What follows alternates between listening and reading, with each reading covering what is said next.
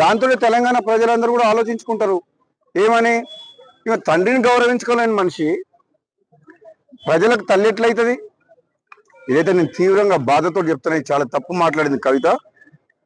నీకు మీ అన్నతోడు కోపం ఉండొచ్చు, నీకు అధికారం కావాలనే ఆశ ఉండొచ్చు, అంతేగాని దానికోసం నువ్వు ఫైట్ చేస్తే తప్పులేదు. కానీ నువ్వు మీ సొంత కన్న తండ్రినే ఆ మాట అనడం, నీవేదో చేస్తా తెలంగాణలో అని అంటే నువ్వు ఎవరు నమ్ముతారు? నేను అసలు యాక్చువల్గా క్లారిటీగా ఇంతవరకు మాత్రం లిక్కర్ కుంభకోణంలో క్లీన్ చిట్ ఎక్కడొచ్చింది? మద్యం కుంభకోణం విషయంలో కోర్టు ఇంకా పెండింగ్లే ఉన్నది.